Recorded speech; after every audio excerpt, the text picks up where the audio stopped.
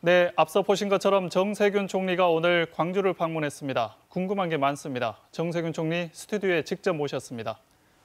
어서 오십시오. 예, 네, 반갑습니다. 반갑습니다. 내일부터 설 연휴입니다. 그런데 이번에 5인 이상 모임 금지 때문에 설 명절 분위기가 나지 않는 게 사실이거든요.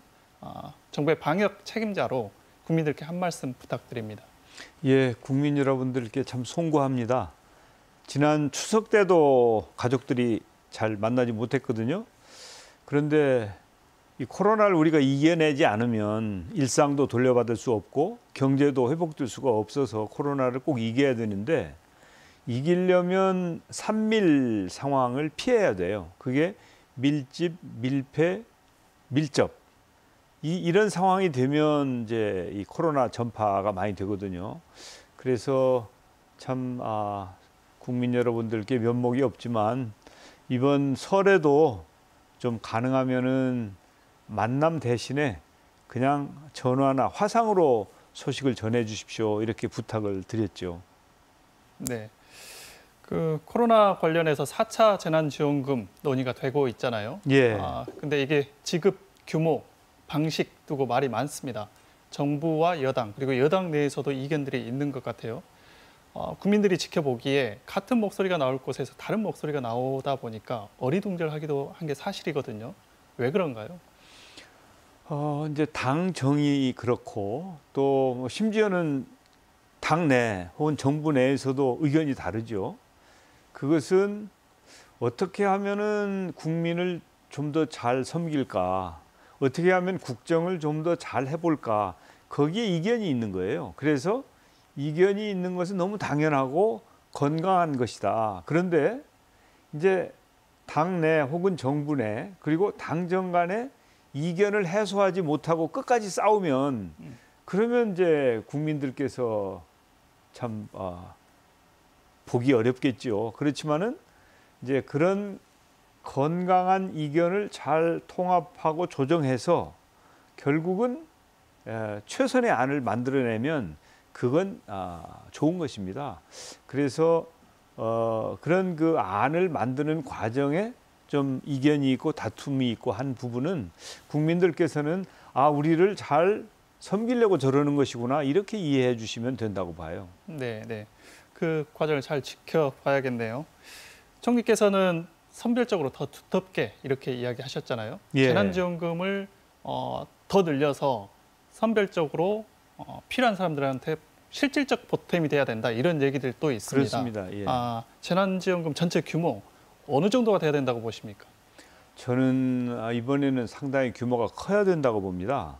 그런데 아직 당정 간의 합의도 안 됐고 정부 내에서도 조정이 안 됐기 때문에 제가 이렇게 규모를 말씀드릴 수는 없어요.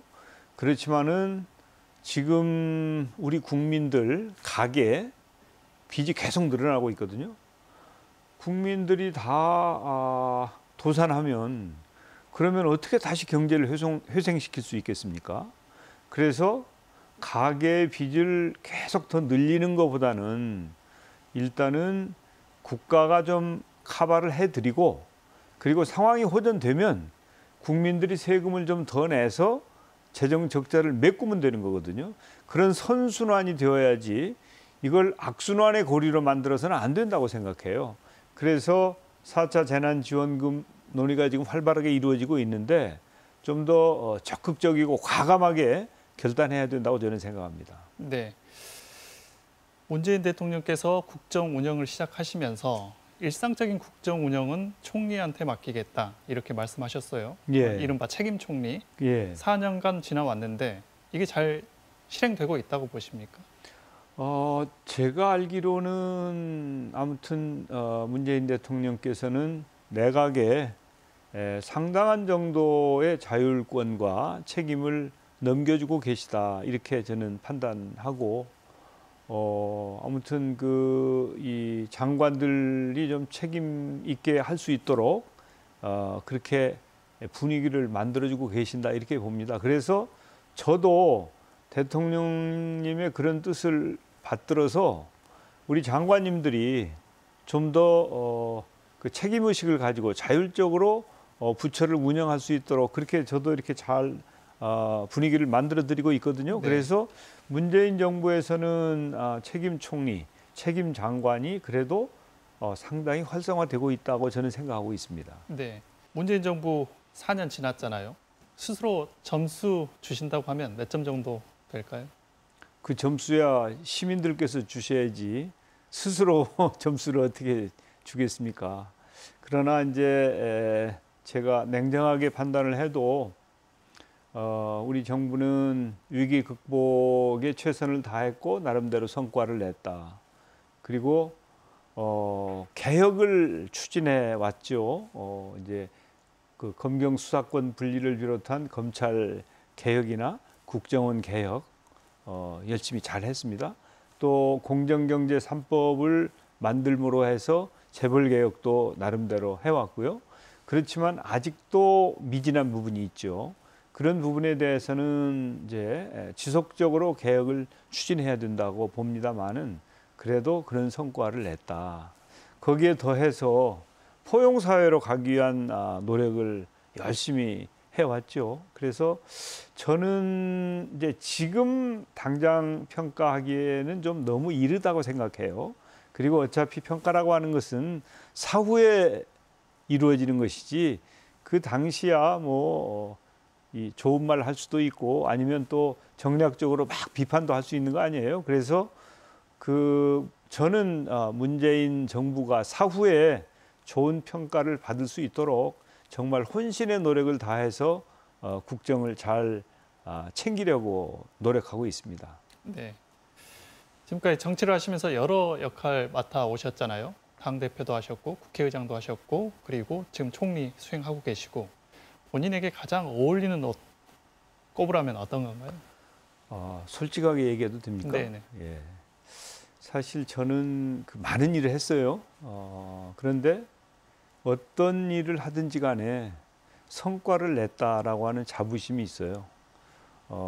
그래서 뭐 당에서도 그렇고 제가 장관을 할 때도 그렇고 또 국회의장을 할 때도 국회 위상도 높였고 탄핵도 잘 관리를 했고 저는 어떤 일이든지 맡으면 그래도 최선을 다했고 성과를 냈다라고 하는 자부심이 있습니다. 그리고 지금도 최선을 다하고 있죠. 그래서 뭐 어떤 게 딱 맞다 뭐 이런 것을 말씀드리기보다는 현재 제가 맡고 있는 일이 굉장히 막중하다. 그래서 어떤 일을 맡든지 간에 이 일에 대해서는 내가 책임지고 성과를 내야 된다고 하는 그런 책임의식을 가지고 최선을 다했고 또 성과를 냈다는 자부심을 가지고 있습니다. 네, 또 다른 역할 기대하는 분들이 있어요. 대선 주자로 거론이 실제 되고 있기도 하고요. 정치인으로서의 정세균, 다른 행보 계획하고 계신지 그게 언제쯤이 될지 궁금해하는 분들이 많습니다. 예, 지금 코로나19 상황이 아직도 엄중하지요.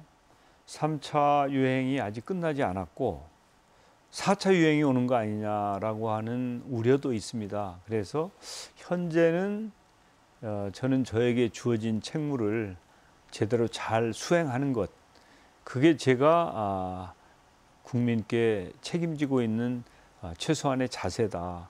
그런 생각을 가지고 있어서 다른 데 이렇게 곁눈질 하거나 그러지는 않습니다. 네, 알겠습니다. 오늘 말씀 감사합니다. 여기까지 듣겠습니다. 예, 감사합니다. 네.